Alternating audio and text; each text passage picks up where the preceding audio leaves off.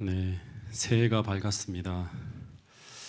새해 우리 모두가 주님과 함께 동행함으로 말미암아 하나님이 주시는 큰 축복 속에 생애하시는 파주중앙교회 모든 성도들이 될 수 있기를 진심으로 바라고 소망합니다.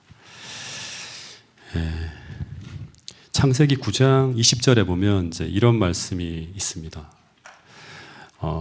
노아가 포도 농사를 이렇게 시작했는데 포도 농사가 끝난 후에 이제 포도주를 어떻게 하다 만들어서 그걸 마시고 취하여서 장막 안에서 이렇게 벌거벗어 누워 있었습니다. 근데 그때 이 가나안이라고 하는 노아의 아들이 이 아버지의 하체를 보고 밖에 나가서 그의 형제들에게 막 알리며 조롱했고, 그리고 셈과 야벳은 옷을 가져다가 아버지의 이제 하체를 덮어주는데 이 뒷걸음질을 치면서 덮어주었다고 하는 그런 이야기가 나옵니다. 근데 이 모습을 알고 나중에 이 노아가 그 아들들에 대해서 이런 예언을 했다고 합니다. 노아가 술이 깨어 그의 작은 아들이 자기에게 행한 일을 알고 이르되 가나안은 저주를 받아 그의 형제의 종들이 되기를 원하노라 하고, 또 이르되 셈의 하나님 여호와를 찬송하리로다. 가나안은 셈의 종이 되고 하나님이 야벳을 창대하게 하사 셈의 장막에 거하게 하시고 가나안은 그의 종이 되게 하기를 원하노라 하였더라. 그러니까 노아가 자기 아들들의 이런 품성의 모습을 통해 이들이 미래에 어떤 길을 걸어가게 될 것인지를 성령을 통해 예언하는 그런 이야기가 이렇게 나오는 것입니다. 그런데 부조와 선지자 118페이지에 보면 이 예언을 이렇게 주석을 하였습니다. 노아의 예언은 독단적인 진노의 선고도 아니요 총의 언명도 아니었다. 내가 이 아들은 좋아하고 저 아들은 싫어하는 게 아니라고 하는 거예요. 그것은 그의 아들들의 운명과 품성을 고정시키지도 않았다. 그러니까 이게 고정시킨 것도 아니에요.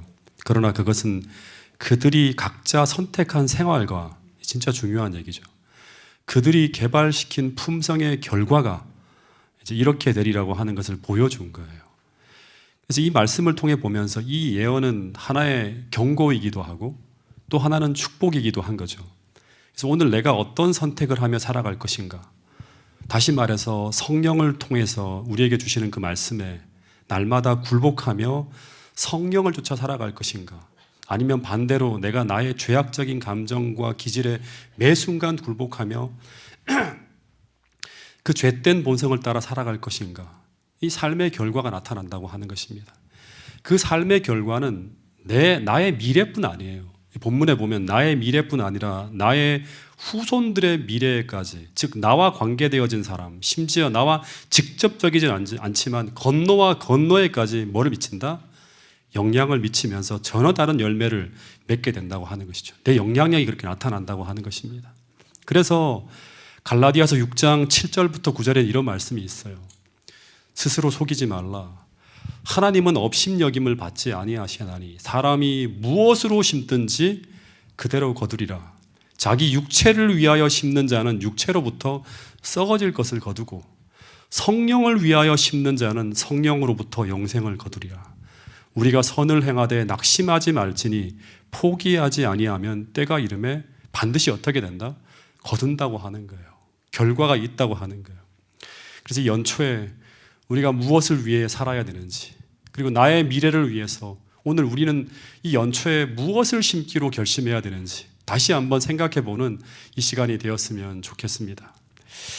지난 몇 주간 제가 계속 팔복에 대한 이야기를 나누었는데, 이 팔복은 그리스도인은 어떤 사람인가 하는 내용이에요. 다시 말해서 정확하게 말하면 그리스도인은 어떤 품성을 소유한 사람인가, 어떤 영향력을 끼치며 살아가는 사람인가 하는 게 본문의 핵심입니다.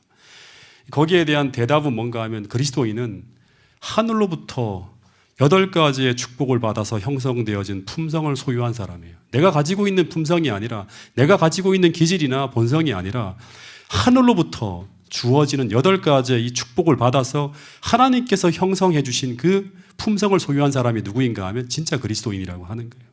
그래서 이 팔복의 말씀을 주님께서 하실 때마다 복되도다, 복되도다 하는 이 말씀은 오늘 우리가 하나님의 말씀과 성령의 인도하심 속에서 팔복의 품성으로 만들어져 가고 있다면 우리는 축복의 사람이라고 하는 거예요. 하늘과 연결되어진 그러한 삶을 날마다 살아가고 있다면 우리는 축복의 사람이라고 하는 거예요.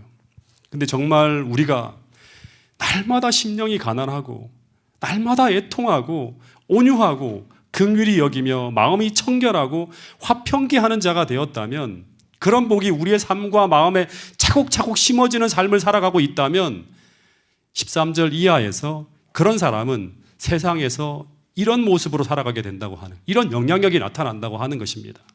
13절부터 16절까지의 말씀을 함께 읽어보겠습니다. 우리 히터 하나만 좀 틀까요? 좀 춥지 않나요, 사람들? 괜찮나요? 지금 춥지 않으세요? 안 추우세요? 네. 만약 혹시나 좀 밑에 냉각이 되면 우리 김선배 집사님이 알아서 하나만 좀 틀어주세요. 네. 네. 13절부터 16절까지 말씀을 같이 한번 읽어보겠습니다. 시작. 너희는 세상의 소금이니 소금이 만일 그 맛을 잃으면 무엇으로 짜게 하리요? 후에는 아무 쓸데없어 다만 밖에 버려져 사람에게 밟힐 뿐이니라. 너희는 세상의 빛이라. 산 위에 있는 동네가 숨겨지지 못할 것이요, 사람이 등불을 켜서 말 아래에 두지 아니하고 동경 위에 두나니 이러므로 집안 모든 사람에게 비치느니라. 이같이 너희 빛이 사람 앞에 비치게 하여 그들로 너희 착한 행실을 보고 하늘에 계신 너희 아버지께 영광을 돌리게 하라. 네. 어떤 한 분이 어떤 목사님을 찾아왔다고 합니다. 그리고는 그 목사님께 물어요. 자신이 처한 모든 분위기와 환경을 생각할 때 자신이 그 직장에서 도저히 그리스도인으로 살아갈 수 없다고, 신앙생활을 유지하기 어렵다고 하면서 아무래도 그것을 떠나야겠다고 이렇게 얘기를 했다고 합니다. 그러자 그 목사님이 이렇게 되물었대요. 그곳을 떠나는 것이 하나님의 뜻이라고 하는 확신이 있냐고. 그랬더니 그 청년이 하는 말이 그것을 몰라서 이렇게 목사님을 찾아왔다고 하는 거예요. 그래서 다시 이제 목사님이 이제 물었어요. 형제님은 어떤 곳에 등불을 켜게 되냐고 물었대요. 그랬더니 그 청년의 대답이 어두운 곳에 등불이 필요하지 않을까요? 라는 대답을 했대요. 그러자 또다시 목사님이 던진 질문이 뭔가 하면 그러면 어느 때 등불을 켜냐고. 그랬더니 그 청년이 하는 말이 어두울 때라고 이렇게 대답을 했다고 합니다. 그래서 이 목사님이 하시는 말씀이 뭔가 하면 이런 말씀이었대요. 형제님이 지금 처하고 있는 그 환경이 어둡기 때문에 하나님께서 당신을 그 자리에 등불로 주셨다고 하는 사실을 생각해 보면 어떨까요? 라는 말을 했다고 합니다. 여러분, 예수님이 너희는 세상의 빛이라고 하신 이유가 뭔가 하면 세상이 어두운 곳이라고 말씀하고 있는 거예요. 빛이 비치는 대낮에는 등불이 필요하지 않아요. 우리 랜턴을 켜봤자 광명한 대낮에는 이 랜턴의 빛이 비치지도 않아요. 그래서 예수님이 너희는 세상의 빛이라고 말씀하신 이유는 뭔가 하면 당시 세상이 너무나 어두운 곳이라고 하는 거예요. 마찬가지로 예수님이 너희는 세상의 소금이라고 말씀하신 이유도 지금 세상이 부패하다고 하는 전제하에 이 말씀을 하시는 거예요. 다시 말해서 소금이 필요한 곳은 썩어가는 것이거나 혹은 부패할 가능성이 있는 곳이라고 하는 거예요. 거기에 소금이 요구되어진다고 하는 것입니다. 여러분, 지금 저는 요즘에 뉴스를 보기가 진짜 힘들어요. 너무나 무서운 얘기가 막 나오는 거예요. 사람이 악해도 너무나 무서울 정도로 악해져 가고 있어요. 그런데 그런 세상을 살아가는 오늘 우리들에게 예수님은 이 마태복음 5장 13절부터 16절의 말씀을 통해서 이런 말씀을 하고 있는 거예요. 이런 어둡고 타락한 이 세상에서 너희는 빛과 소금으로 살아달라고 간절히 말씀하시는 게 바로 이 산상수훈에 나오는 이 말씀이라고 하는 것입니다. 즉, 나 하나만의 구원을 생각하는 그런 이기적인 그리스도인이 아니라 세상의 이 어두움과 이 부패 속에 거룩한 영향력을 행사하며 그곳에서 빛과 소금의 영향력을 나타낼 수 있는 그런 그리스도인이 되어주기를 간절히 바라신다고 말씀하시는 이야기가 마태복음 5장 13절부터 16절에 나와 있는 이 말씀이라고 하는 것입니다. 여러분, 빛과 소금이 되기 위해서 우리는 다시금 뭐에 귀를 기울여야 되는가 하면 팔복의 메시지에 귀를 기울여야 한다고 하는 것입니다. 왜냐하면 우리가 이 세상의 빛과 소금이 되어지기 위해서는 이 팔복을 받아서 이루어지는 인격을 갖추어야지만, 그런 품성의 사람이 되어야지만 우리는 세상의 빛과 소금의 사명을 감당할 수 있는 그런 사람이 될 수 있는 거예요. 그러니까 이 빛과 소금의 역할은 팔복의 결과예요. 팔복의 결과. 제가 아는 어떤 한 분이 계시는데요. 이분은 진짜 신앙적 열심이 있는 분이었어요. 진짜 교회 거의 빠지지 않고 나오시고 날마다 그분의 입에서 나오는 이 얘기는 교회에 대한 얘기였어요. 이분은 정말 신앙을 가장 중요한 원칙으로 놓고 늘 생애하신다고 스스로 말씀하시는 그런 분이었습니다. 그래서 늘 신앙 때문에 가족들과 충돌하고 이웃들과 충돌하고 친척들과 충돌하신다고 말씀하시는 분이에요. 그래서 왜 이렇게 많은 다툼이 벌어지는지 참 신기했어요. 근데 이분이 자주 제게 말씀하시기를 제가 그 집사님의 아내와 가족들을 만나 좀 전도를 해달라고 말씀하시면서 그래서 그 말씀을 듣고 난 다음에 늘 저는 그 기회가 오기를 기다리고 있었어요. 근데 어느 날 뜻밖의 그분의 가족 중에 한 분이 제 발로 저를 찾아왔어요. 교회로 오셨어요. 그리고 나중에는 그분의 아내 되시는 분이 또 제게 전화를 걸어오셨어요. 이분에 대해서 할 말이 있다고. 근데 그 가족들이 하나같이 제게 하시는 말씀이 뭔가 하면 신앙생활을 하는 것은 반대하지 않는다고 하는 거예요. 그런데 그냥 신앙을 떠나서 한 사회적 구성원으로서의 기본적인 삶, 기본적인 소양은 있어야 하는 것이 아닌가라는 말씀을 하시는 거예요. 즉 아버지와 남편으로서 그런 선한 감화가 전혀 가정에 나타나지 않는다고 하는 거예요. 어떻게 보면 그분들이 쭉 하시는 말씀이 뭔가 하면 신앙을 한다고 하면서 어쩌면 보편적인 사회인보다 더 성실하지 못한 삶을 살아가고 있는 그 분을 얘기하고 있는 거예요.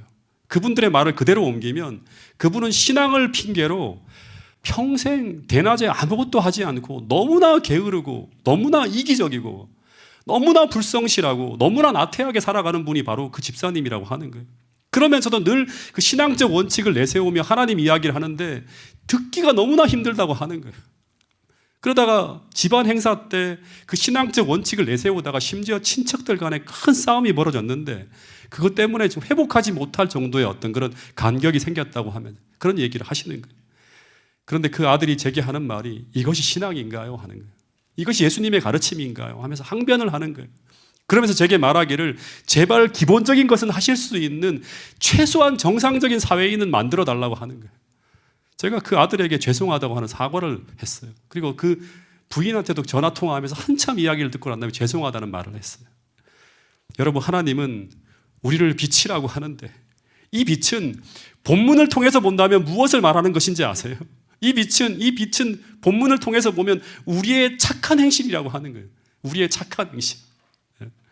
여러분, 이 빛은 요한복음 1장에 보면 우리 안에 계신 예수 그리스도입니다.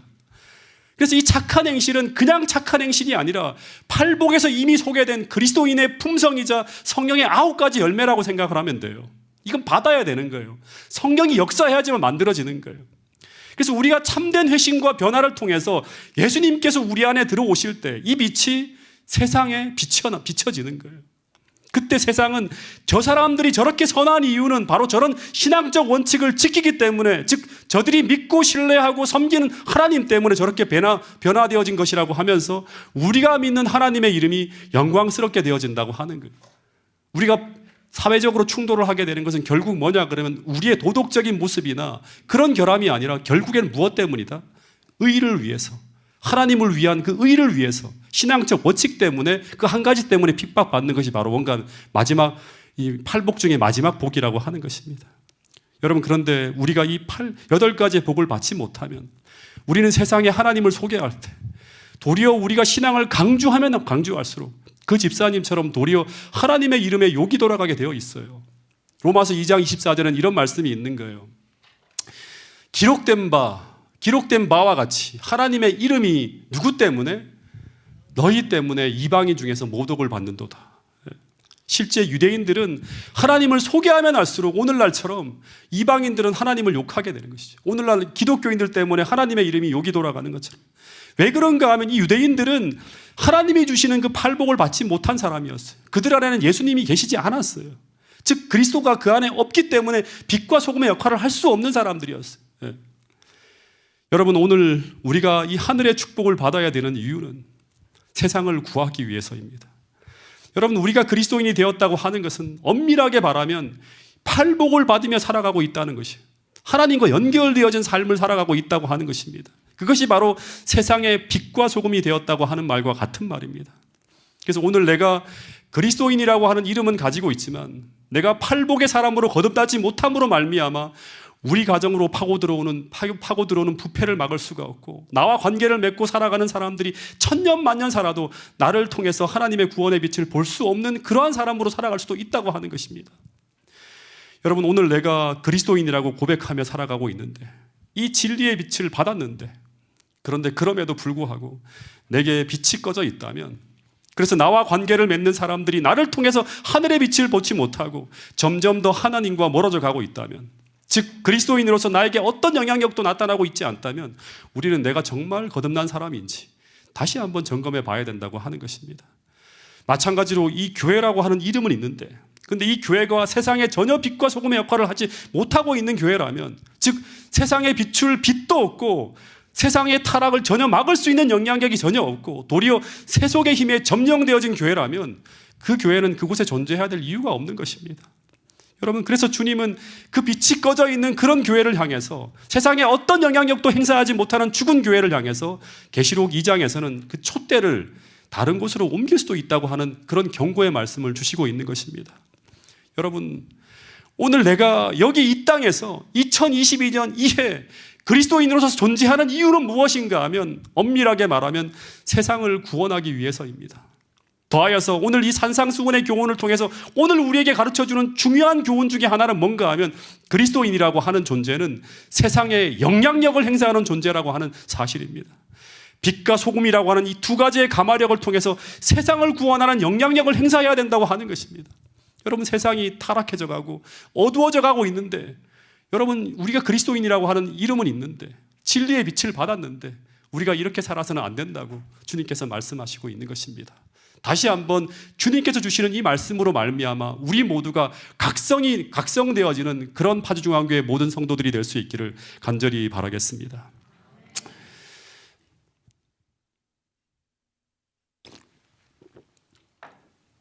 제가 이 말씀을 보면서 어떤 생각을 또 하게 되었는가 하면, 그리스도인들은 죽을 때까지 절대 세상을 등지고 살아서는 안 된다고 하는 것입니다. 우리가 잠깐 어떤 목적을 위해서 시골 생활을 하거나 기도원에 갈 수는 있지만, 궁극적으로 우리가 추구해야 될 재림 준비의 최종적인 위치는 어디인가 하면, 끝까지 그리스도인은 사람들이 살아가는 이 세상에서 끝까지 뭐를 해야 된다? 빛과 소금으로 존재해야 된다고 하는 거예요. 이게 산상수훈의 기별입니다. 옛날에 아주 한번 신문에 크게 떠들썩한 기사가 한 번 난 게 있는데, 그게 뭔가 하면 이 사해에서 사본이 나온 거예요. 이 갈릴리 해변에서 요단강을 따라 남쪽으로 한 160km 정도 쭉 흘러가면 사해가 나옵니다. 근데 사해는 너무 짜서 모든 생명체가 다 죽어요.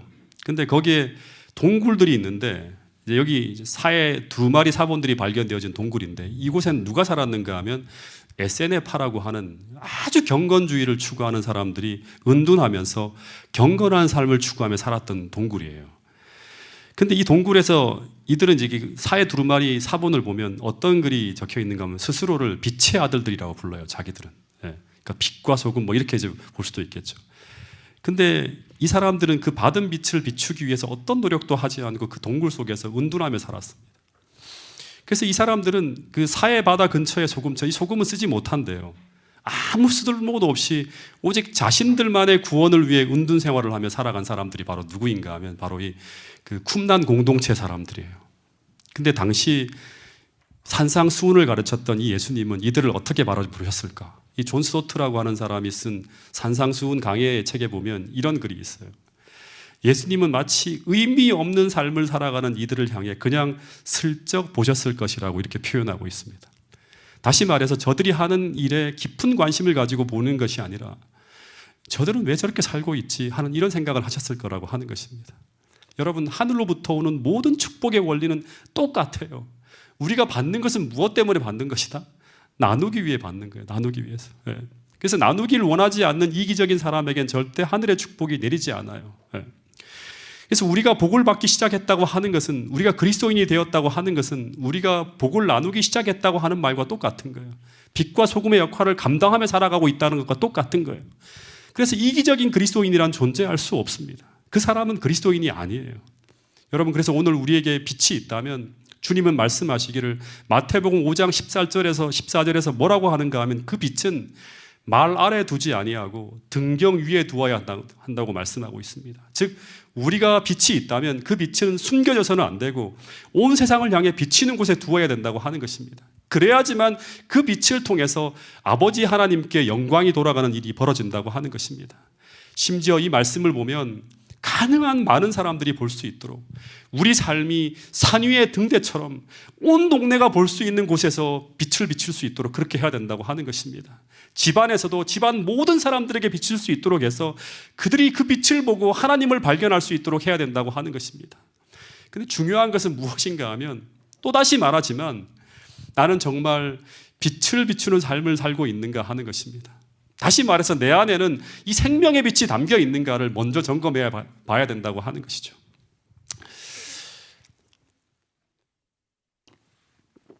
당시 팔레스타인 가정에 보면 아무리 가난한 가정에도 어느 가정이든 이 두 가지가 있었대요. 그 집에 가면.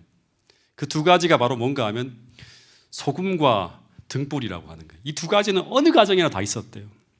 예수님도 굉장히 가난한 가정이었잖아요. 어렸을 때 보면 자신의 어머니가 부엌에서 뭘 사용하고? 소금을 사용하고, 그리고 해가 지면 등불에 불을 붙이는 걸 종종 봤을 거라고 하는 거예요. 그래서 이 소금과 빛은 어떤 주석에 보면 당시 없어서는 안 되는 가정 필수품이었다고 하는 거예요. 즉, 이 소금과 빛은 당시 어떤 것으로도 대체할 수 없는 대체 필수품이었다고 하는 거예요. 대체가 안 되는 거예요. 이게 없으면 못 살아요, 사람들은. 근데 이 두 가지가 당시 시대의 필수품인 것은 이것이 없으면 살 수 없기 때문이라고 하는데, 마찬가지로 이 말을 보면 거듭난 그리스도인은, 즉 세상의 빛과 소금과 같은 그런 그리스도인은 이 세상에 대체가 불가능한, 이 세상을 유지하는 데 꼭 필요한 필수적인 존재예요. 이들이 없으면 세상이 존재할 수 없습니다. 이들이 없으면 세상이 망해요. 여러분, 이건 성경의 역사 속에 흘러가는 모든 이야기의 중심 스토리입니다. 근데 이 소금이라고 하는 것은 어떤 기능이 있는 것일까? 우리가 다 알고 있지만 한 번 더 생각해 보면 이 소금은 몇 가지의 기능이 있죠? 몇 가지의 기능이 있죠? 두 가지의 기능이 있죠. 하나는 뭐예요? 맛을 내는 양념의 기능이에요. 그죠? 이게 없으면 못 먹어요, 음식을. 그죠? 네. 또 하나의 기능은 뭔가 하면 음식을 썩지 않게 하는 부패 방지 기능이에요. 즉 방부제의 기능이었습니다. 근데 문제는 주님이 말씀하시기를 어떤 말씀을 하셨는가 하면 이 소금은 소금인데 이 소금이 맛을 잃을 수가 있다고 하는 거예요. 맛을 잃을 수가. 그러면 쓸모가 없다고 하는 거죠. 실제 유대 나라의 소금은요, 그 바다에서 나는 소금이 아니라 산에서 나는 소금이래요. 그래서 흙이 섞여 있었다고 합니다. 근데 이 소금을 공기와 비에 노출시키면 어떤 일이 벌어지는가 하면 소금기는 다 씻겨 내려가고 소금기가 전혀 없는 흙덩어리만 남게 된다고 하는 것입니다. 근데 이 흙덩어리 소금은 겉의 모양은요, 소금처럼 반짝반짝거리며 보였다고 합니다. 근데 사람들이 이 소금이 진짜 소금인 줄 알고 입에 대어보기도 한대요. 근데 실상은 그 속에는 소금기가 전혀 없는 아무 쓸모가 없는 소금이라고 하는 것입니다. 근데 이런 소금은 밭에다가 뿌려서도 안 된대요. 왜냐 그러면 이 작물과 토양에 방해가 되기 때문에 거름으로도 쓰지 못하고 그냥 길바닥에다가 버린다고 합니다. 밟아버리는 거예요, 사람들이. 길바닥에. 맛을 잃어버린 소금. 소금의 모양은 있으나 염분이 전혀 없는 흙덩어리 소금. 소금처럼 보이지만 소금기가 전혀 없는 소금의 기능을 상실한 소금. 이런 소금을 주님은 무엇에 비유하고 있는가 하면 그리스도인이라고 하고 그 이름은 가지고 있지만 뭐가 없다? 능력을 상실했다고 하는 거죠. 영향력을 상실했다고 하는 거죠. 그런 그리스도인들이 세상에 많이 존재할 것이라고 이런 말씀을 하고 있는 거예요. 근데 이런 그리스도인을 디모데후서 3장에서는 바울은 뭐라고 하는가 하면 경건의 모양은 있지만 교회는 열심히 다녀요. 성경책도 펴요. 그리고 정말 열심을 내면서 이렇게 활동도 합니다. 근데 무엇이 없다? 하나님으로부터 주시는 이 능력을 받아서 살아가는 그 능력이 없다고 하는 거예요. 경건의 능력이 없다고 하는 거죠. 팔복을 받지 못하며 살아가는 거예요. 자신의 본성을 따라 살아가는 사람들이죠. 이런 사람들이 바로 뭔가 하면 소금기를 잃어버린 그리스도인이라고 할 수 있는 것입니다. 여러분, 마찬가지로 이 소금과 빛과 소금의 비유에 보면 교회와 세상은 전혀 다른 공동체라고 하는 개념으로 나타나고 있어요. 한편으로는 세상이 있고 다른 한편으로는 세상의 빛과 소금으로 존재하는 너희가 있는 것입니다. 그러니까 둘의 공동체는 서로 관련되어져 있지만 전혀 별개라고 하는 거예요. 여러분, 진짜 맛있는 소금은 어떻게 만들어지는가 하면 이 소금을 만들 때 처음에는 온갖 불순물이 뒤섞인 바닷물을 이렇게 수차로 퍼올려서 염전으로 보낸다고 합니다. 그러면 그 염전에서는 어떤 일을 하는가 하면 그 뜨거운 담금질을 통해서 불순물이 소금에서 이렇게 분리되어져 나간다고 해요. 그래서 불순물이 다 빠져나가면 어떤 소금이 만들어지는가 하면 천년이 가도 변하지 않는 정말 순수하고 깨끗한 소금이 만들어진다고 하는 것입니다. 근데 이런 깨끗한 소금만이 음식에 들어갈 때 우리를 건강하게 만들고 이런 깨끗한 소금만이 음식에 들어갈 수 있는 소금으로 사용되어진다고 하는 것입니다. 마찬가지로 오늘 우리가 세상에 쓰여질 수 있는 소금이 되기 위해서 우리는 세상과 구별되어지는 깨끗하고 순수한 하늘의 특성이 존재해야지만 부패한 세상에 소금으로서 영향력을 끼칠 수 있다고 주님은 말씀하고 있는 것입니다. 여러분, 그래서 예수님은 승천 직전에 마지막으로 하신 말씀이 뭔가 하면 이런 말씀을 하셨어요. 이 말씀을 같이 한번 읽어보겠습니다. 요한복음 17장 15절부터 16절 말씀입니다. 시작. 내가 비옵는 것은 그들을 세상에서 데려가시기를 위함이 아니요 다만 악에 빠지지 않게 보존하시기를 위함이니이다. 내가 세상에 속하지 아니함 같이 그들도 세상에 속하지 아니하였사옵나이다. 여러분, 주님께서 세상에 살아갔지만 세상에 속하지 아니하였기 때문에 맛을 잃지 않은 소금이 되었기 때문에 세상에 영향력을 행사할 수 있었던 거예요. 똑같이 주님의 제자들도 세상에 살아가고 있지만 주님처럼 세상에 속하지 않기를 기도했다고 하는 것입니다. 여러분, 아주 유명한 목사님 중에 이런 목사님이 있어요. 마틴 로이드 존스라고 하는 유명한 목사님이 있는데 이 목사님이 이런 말씀을 했다고 합니다. 복음의 영광은 교회가 세상과 절대적으로 다를 때, 복음의 영광은 세상과 교회가 절대적으로 다를 때 변함없이 세상의 주의를 끈다는 것이다. 똑같으면 주의를 못 끈대요. 같으면 누가 쳐다보겠어요. 다를 때 세상의 주의를 끈다고 하는 거예요. 재림교회가 세상과 다를 때, 더 경건함을 추구할 때 세상 사람들은 재림교회를 바라보기 시작하는 거예요. 바로 그럴 때 세상은 교회의 메시지에 귀를 기울이게 된다. 아마도 처음에는 그 메시지를 매우 싫어하지만, 처음에는 싫어해요. 다르니까. 실제는 그렇지 않고 우리 그리스도인들이 비그리스도인과 구별되지 않는다면 우리는 아무런 쓸모가 없다. 우리도 짠맛을 잃은 소금처럼 밖에 버려져 사람들에게 밟힐 뿐이다. 다 욕만 얻어먹는 그런 어떤 그리스도인이 된다고 하는 것이죠. 다시 말해서 교회가 세속화되어지면 교회가 사회의 구원자가 아니라 길바닥에 흙으로 전락할 수도 있다고 하는 것입니다. 여러분, 이걸 정말 주의해야 됩니다. 재림교회는 어떤 교회인가 하면 세상에서도 구별되어질 뿐 아니라 교회 중에서도 구별된 교회가 바로 재림교회라고 하는 거예요. 그러니까 우리는 훨씬 더 높은 표준을 가지고 주님처럼 살기 위해서 애써야 되는 교회가 어떤 교회인가, 이 마지막 시대에 존재하는 남은 물이라고 일컬어지는 그런 교회입니다. 여러분, 노아홍수 직전에 창세기 6장 5절 6절의 말씀을 보면 창세기 3장에 죄가 들어온 후에 창세기 4장 5장을 보면 세상이 점점 더 어두워져 가고 점점 더 부패해져 갔어요. 그러다가 창세기 6장에 가면 홍수 직전에 하나님이 인간을 지으셨음을 한탄할 정도로 세상은 완전히 어두워지고 완전히 부패해져서 결국 노아 홍수가 터지게 됩니다. 그런데 세상이 이렇게 타락하게 된 이유를 창세기 6장 1절부터 3절에 보면 어떤 말씀을 하고 있는가 하면 사람이 땅 위에 번성하기 시작할 때 그들에게서 딸들이 나니 하나님의 아들들이 사람의 딸들의 아름다움을 보고 자기들이 좋아하는 모든 여자를 아내로 삼으면서 이런 일이 시작되었다고 하는 것입니다. 이 말씀은 세상이 급속도로 악해지게 되는 이유를 세상의 빛과 소금이 사라졌기 때문이라고 말하고 있는 거예요. 주님의 말의 표현을 그럼 빌리면, 다시 말해서 하나님의 아들들이 타락했기 때문에 이런 일이 벌어졌다고 하는 것입니다. 즉 셋의 후손의 타락이 결정적으로 노아 홍수를 불러왔다고 하는 것입니다. 여러분, 이 본문을 보면 분명히 노아 홍수 당시에 하나님의 아들들이 있었습니다. 부조와 선지자를 보면 당시 무수히 많은 소금이라 불리우는 그리스도인들이 세상에 존재했다고 하는 말입니다. 그러고 보면 이 말씀은 어떻게 우리가 당시 세상을 해석할 수 있는가 하면 이 땅에 얼마나 많은 그리스도인이라 불리우는 사람들이 존재하느냐는 별로 중요한 것이 아니라고 하는 것입니다. 이 땅에 진짜 지금 현재 한국교회만 하더라도 1000만 명이 넘는 그리스도인들이 있다고 하지만 노아 홍수 때처럼 이 세상은 점점 더 타락해 가고 있습니다. 그런데 이 말은 무엇을 오늘 우리에게 말하고 있는 것인가 하면 이 말은 그리스도인이라 불리우는 사람들이 대부분 소금기가 없는 그리스도인으로 전락해 가고 있다고 하는 말과 똑같은 것입니다.